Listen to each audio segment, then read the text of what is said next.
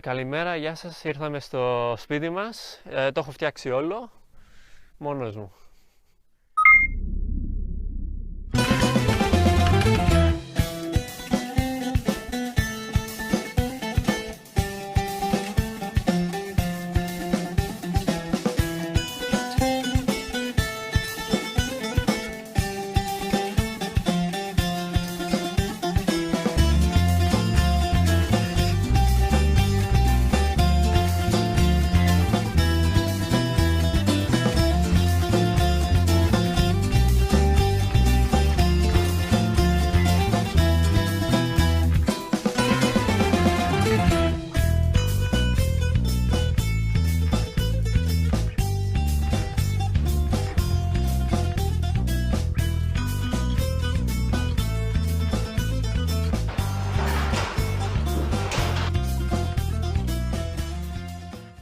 Hi, my name's Andy and we are in Clomontiana. So this is our build of shipping containers with off-grid solar panels. This is the entrance to the site off the main road where we had to bring the shipping containers down, which is a bit of a tight squeeze. We are in Corfu, Clomontiana, which is South Corfu, below Corfu town, and we have a lovely view of the east coast of Corfu looking over to the mainland, and also a bit further down you'll see over to the west coast as well. So we get sunrise in the morning with the sun coming around, and we also get to see the sunset every night as well.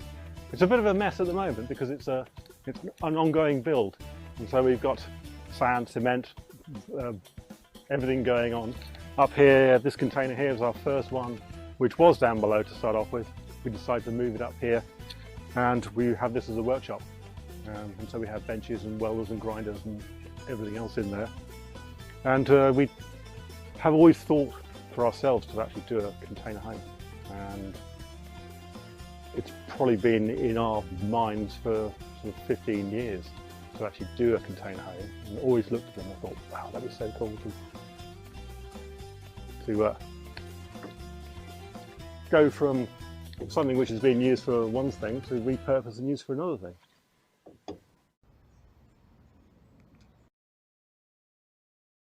So the land here is 4,000 square meters. It's all terraced, going mostly downhill, so we've had to cut in to the hill here and then fill it on the far side with gabions underneath, so that it won't all just wash away.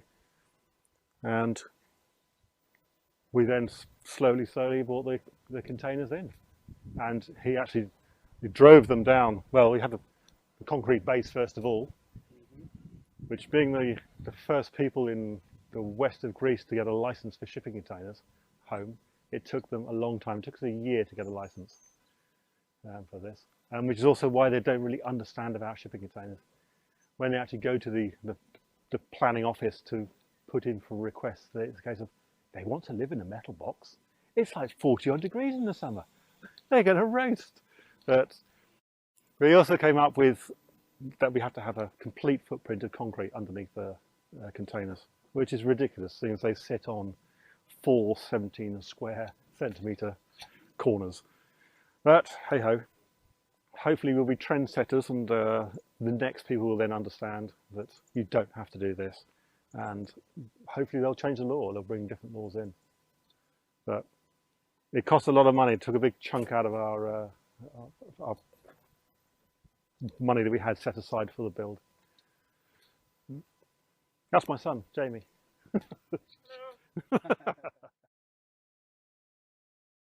Hi, I'm James, Andy's son, and the builder of the Corfu container home.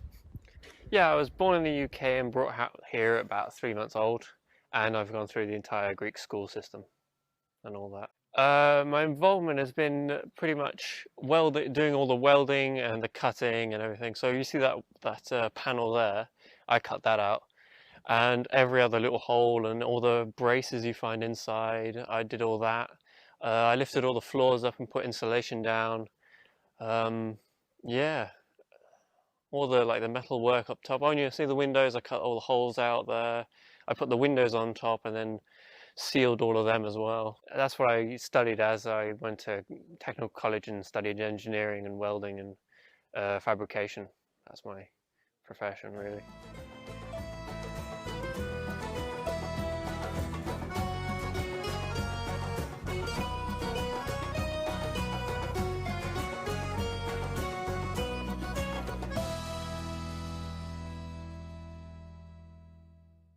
Hi, Lee Naylor, off-grid installer. Here we are in Corfu. You may have seen last Christmas we did a off-grid container system. I did say we'd see you on the other side of the planet, and here we are in beautiful Corfu. If you pan round, you've probably already seen on the video so far.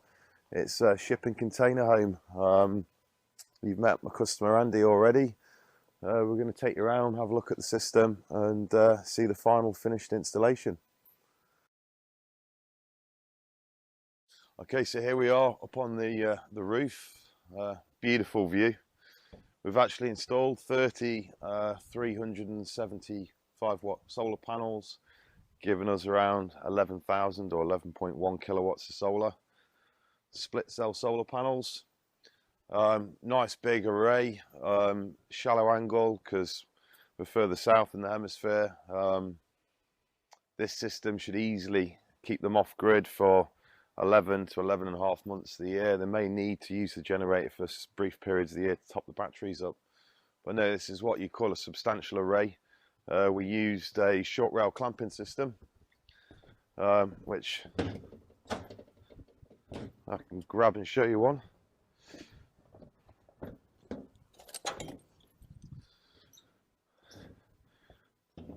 So effectively, there's lots of these U-shaped clamps that are tech screws into the roof.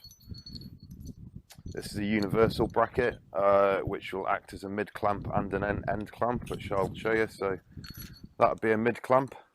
Clamps the two sides of the panels down. If it's at the top or the bottom, it would act as an end clamp, which clamps the panel down on the one side.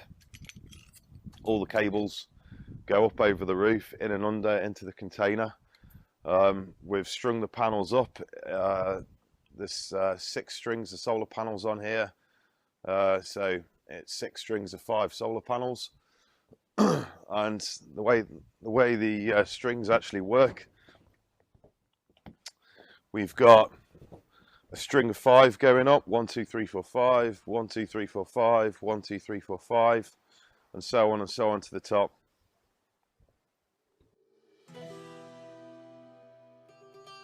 Over in the far distance, you can actually see Albania. It's the big mountains at the back, and then the strip of land in front of that is Greece.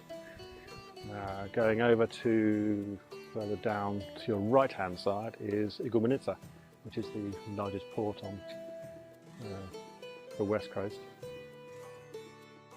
And if you look through the trees here, that's the west coast, and the sun sets over there. Yeah, this was the first container that we ever bought, and it was literally we were going to make it into a workshop so we can build the rest of this place. This is the first container that we had, and we've fitted it out for a workshop. So we use it for all our tools: grinders, welders. We have wood benches. You name it, probably we've got it. Well, this was the first one, so it must have been maybe about a year ago, let's say. And then slowly we had the other containers, and our last 2 we had a problem getting because of COVID and the restriction of the movement of containers in the whole world. It was a big problem getting the last 2, and when we bought ours, the price wasn't too bad. They have literally doubled in price since we bought ours. So they've gone from around 3,000, 3,500 euros for a 20-foot high cube. That's a one-trip one. It's these white ones. They've only done one trip from China. To now, if you go and buy one, they're around about 7,000 euros. So to build the house, which is, well, it's going to be 6 containers, when we bought, it's not too bad. And we've also got 2. This one's a workshop, the other one which is just being used as storage, but it was partly a workshop as well. We have 6 containers for the house. The first one, you can see this length, is going to be a self-contained unit, a small studio, which will be for friends, and if we want to, maybe Airbnb, not too sure. But that's the first one. And then we have 2 then on a line that way, which are mostly the kitchen and pantry. And because we're both trained as chefs, so it's lots of cooking. And lots of outside cooking, and lots of smoking, and lots of barbecues. And then from that, there's the 2 yellow ones. One's going to be the bathroom and toilet, and then the second one is the bedroom and clothes area.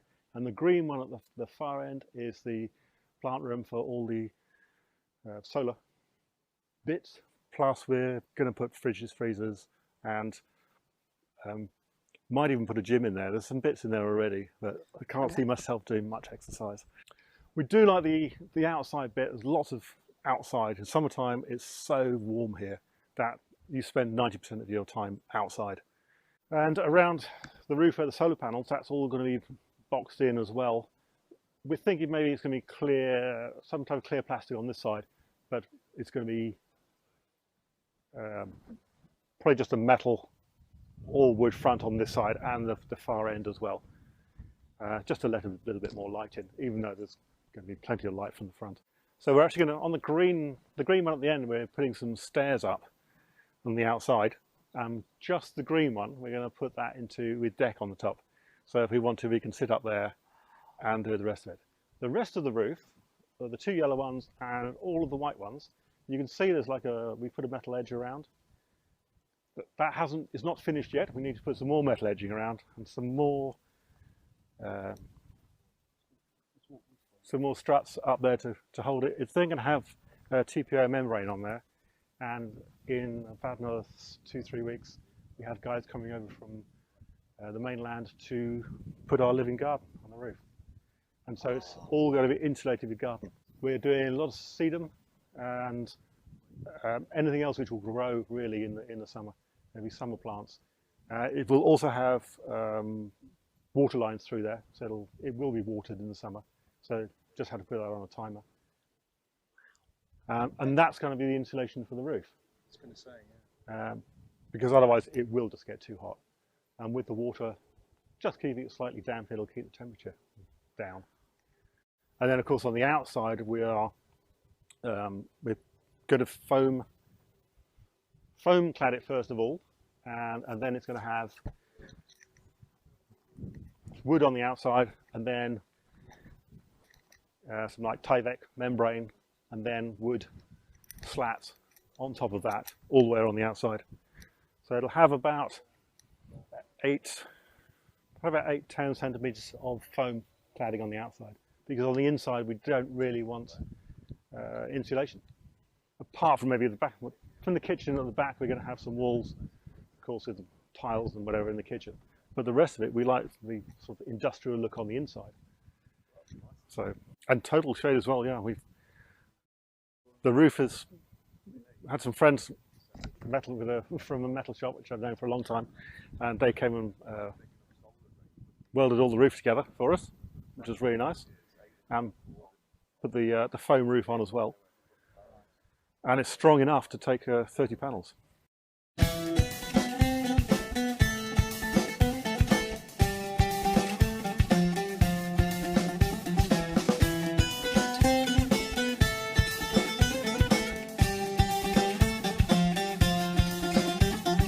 Okay, just to demonstrate some of the power uses of an off-grid solar system, we've got an air conditioning unit here. It's freestanding, wheel may have fallen off, but it still works. We've got it set on high mode. Okay, so blowing out lots of cold air. We'll go into the plant room.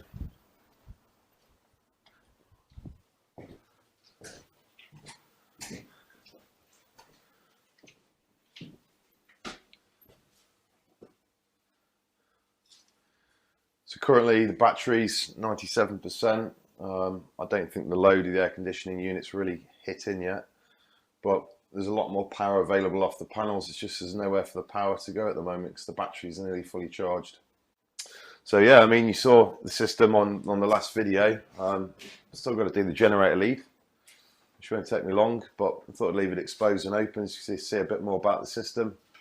Consumer unit, and here are all the batteries installed.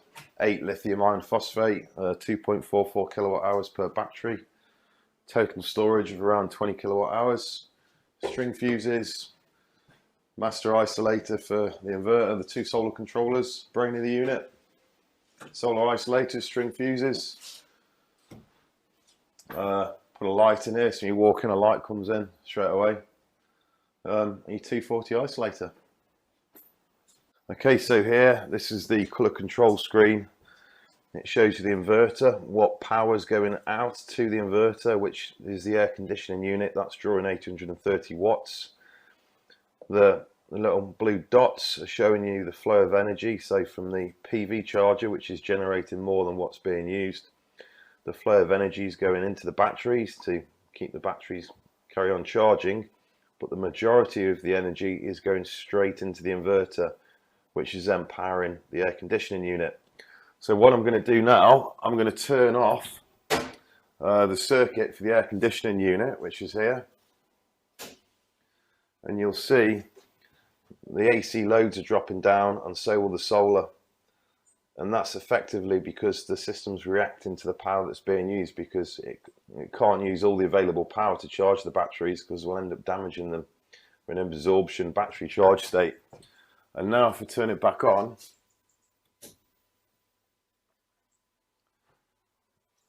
you'll see that the AC loads will increase again,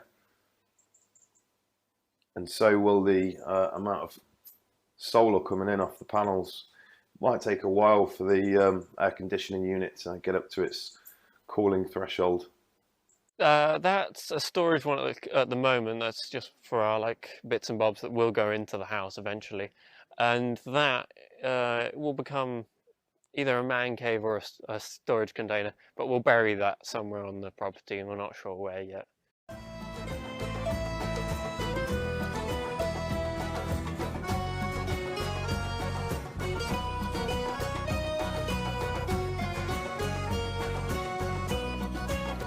Yeah, so here I am with my customer, Andy Munro. Just really wanted Andy to talk a little bit about the main reasons why he went down the off-grid solar route. Well, on this plot of land, the access to it is, how far would you say from the main road? About 400 metres, something like that. To get electric from there, it's got to come via poles, which cost anywhere between about €1,000 each to get them to come and put poles in. And we're going to need 3 poles between wherever that is to here. And so that's one factor. And then another factor is it's going to be here for another 20, 30 years. When I leave this planet, then my son is going to have all this. He will probably upgrade on the way, but he's also going to have free electric. So it's a no-brainer for me, really. And also, it was part of the planning, wasn't it, that to get your system passed through? To get to all of this, we had also like an eco side to it as well. So being off-grid and having shipping containers, we are the first people in the west of Greece to have a license to build a shipping container. Well, I find this a lot in the UK and other places in the world. A lot of people really choose to go off grid, like Andy said, because of the cost of actually getting connected onto the grid. So you're paying for the privilege of buying your own electric. So it may cost 50, 60, 70,000 euros to get your electric grid connection put in. But then on top of that, you've then got to buy your electric, which means over the next 20 years, the cost of electric is going up. We've just heard in Greece, it's going up 70%. 70% in the next couple of months. The cost of electric is going up by 70%. This is going to be seen for the world throughout. And this is an increase this year. Another 5 years, where's the price of electric going to be then? So this is why it makes sense to go off grid, because you've got your own independent free power supply. If you get a power cut like I experienced 3-4 days ago in Corfu when they had a big storm, the whole island's electric went off for nearly a day. If that happens again in Corfu, Andy's power is still going to be on. Still here. Still keep the beers cold in the fridge. Yeah.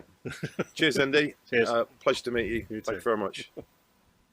Yeah, so off-grid installer is really capable of doing any project you need to power anything you want in any location or anywhere around the world. Obviously on this project we completed the installation of the container in the UK, shipped it out. Unfortunately due to COVID it's taken quite a few months for us to get out here to finish the job. But eventually we have come, we've completed the task, it's all up operational. And I wish Andy and Sarah, my customers, all the best in their container project. And if you need us anywhere in the planet and you've got a remote location, you need off-grid power, then you know where to find us.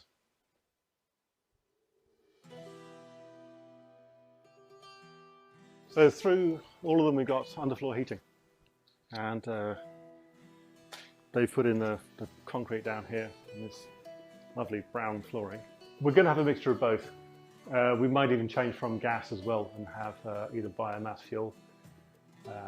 It could be wood. It's going to be the bathroom up the far end. You can see where the first blue lots of tape are. It's not going to be quite there. It's going to be further across, a wall across here with a sliding door, up the door in the middle, with shower, toilet in there. It's got an opening skylights so that we can actually have air circulating through as well. So most of the air which blows in is from the west coast, and so we've actually have it open that way so the air can come through and out, which will help. And then through here we're going to have a door, or front door is going to be, we're not sure if it's there or there, but around here, the front door, and some cooking parts, sink, that sort of thing. Seating sort of here, and then you're going to say, well, where's the bed going?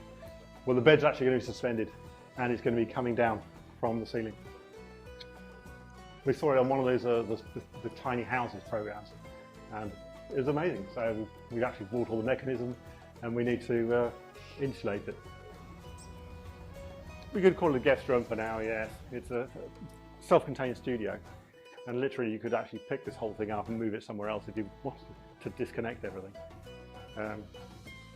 Across here we're having a sliding door as well, so when you're lying in bed and you wake up in the morning you're going to see the view of the west. This, well, first of all, this is the outside part, which is 11 metres by 5 metres underneath there, and it's going to be outside room, so there's going to be sofas and fire pit and barbecue and probably projector and big screen, nighttime viewing, and maybe a hot tub over there in the corner. And then there's glass. All of this is going to be, we're talking with the guys at the moment for doing the windows. It's either going to be 2 panes of glass or 3 panes. And all of this is going to be lifted to this height. And so then we can walk straight from the kitchen onto decking. So it'll all be decking out there. Decking, as in, you know, but flooring anyway. And there's going to be a small seating area up this end, so like a U-shaped seating area.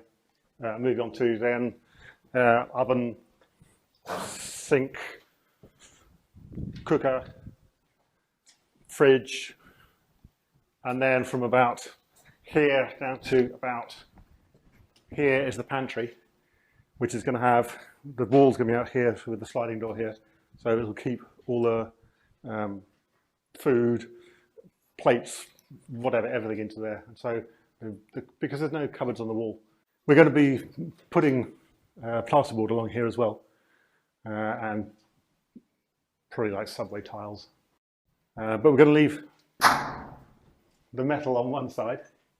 On the top, where we've actually welded extra support for the roof, it still hasn't had, it's going to have some little shims in there to lift it up, so then the roof actually bows outwards, so then when the water is on the roof and it doesn't flood or dip down, it'll then drain off to the corners all the sides, which will then have drainage and guttering to come off.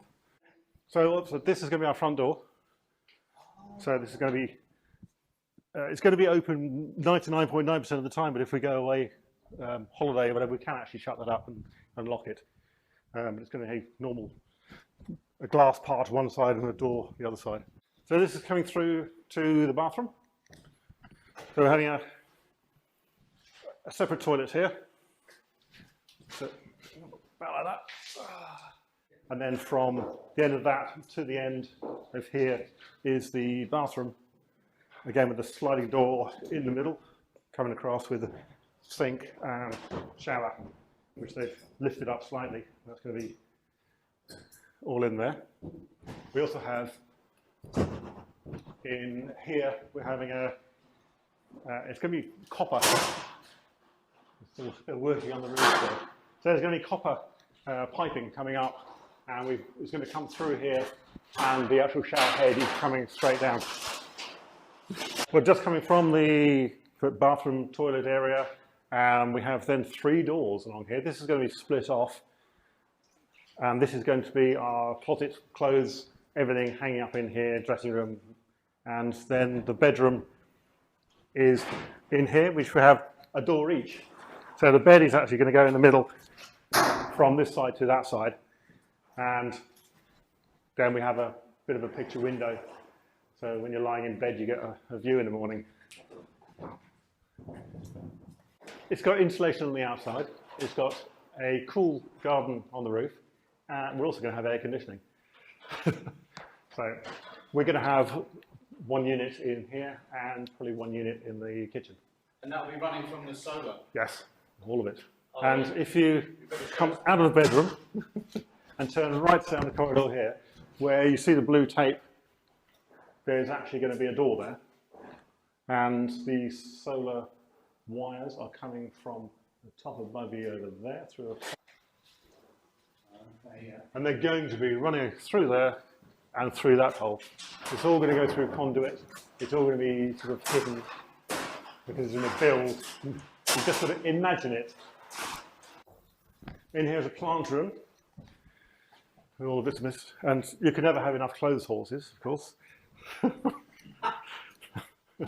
So we have the batteries on the left, and it was great with Lee because we phoned him up and he bought the container and fitted it out and shipped it out with all the solar panels for us. And so it arrived and we opened the doors and it was like this. Well, it didn't actually have the inverter on, that was in the box tied down. But everything was ready. So he just had to come out, fit up the panels, put the batteries into place, do the last bit of wiring. This is going to be our shower head. So we're going to drill holes all the way along here and through these bars. And in one of those skylights over there, we're going to put it up into the skylight and it'll rain down like it's raining from the light. It's very cool. Another little bits and bobs like this we'll make in here. It's like anything really that you see out there has probably come through this workshop at some point or another. Now I don't need to take the generator down, so if I ever need to do any work on the containers down there, which I will do in the future, I'll just use that power instead of having to run a noisy generator, which would be really, really good. Across here where all this comes out, we've got a trench dug out. We're putting a concrete base over there for a gas tank because we love cooking on gas. Depending on the price of gas, which is meant to be going up, we can either run the underfloor heating with gas as well. We can use solar, or we're probably going to use biomass or something as well. For all the waste, so for the toilets which are coming out from the end container, we've got the sink coming out from there. We're putting a trench along here to about here, putting all the pipes inside that, which will run along here. We'll also have from the toilet in there, pipes coming through that way and joining on, which will then run this way and over the edge. This I've taken from an Australian guy, which I saw on YouTube, and actually got in contact with him. And we're actually going to get 2 more IBCs, and it's going to start off with waste coming into the first one, which will be up here, into here, which will then settle, which will then flow to the next one, which again will settle with the pipes inside, into the next one, which will have growth medium inside it. So bacteria can then grow and eat everything that's inside there, and which will be the next one as well. And then it'll go through with air being pumped through it. So you have oxygenation going on. You're letting it pumped out, well, go to the last one, which will then just flow out, which will then go from a pipe, which will be just about clear water by then. So we've got two pipes here, put another box, and these pipes run under the ground with holes in and waterproof membrane around them, gravel, like a leach field. So it'll go all the way down that way. A lot of Greeks, they dig big holes and they put in what's called vothro or cesspit, and so you'd have to get that emptied out. Pumped out. Yeah. Whereas this way, it's all being eaten naturally.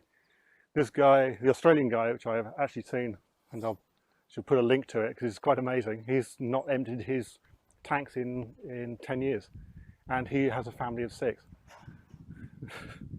And down here where I've cleaned it, where I'm putting a greenhouse down here, I also have a hydroponics farm over there, and I'm going to do some hydroponics here and also some Beto buckets. We're growing tomatoes and peppers and cucumbers. And wow! So busy. Going to more towards self-sufficiency as well, I suppose. But if you look around, I mean, you think, oh, there's a lot of rubbish here, but it's all stuff that people have been throwing away. We've decided to keep, which either we pass on to other people if they need that sort of thing, yeah, or we repurpose it for ourselves. IBCs, they hardly get used apart from being storage for stuff. They come here, they might get shipped back, they might not.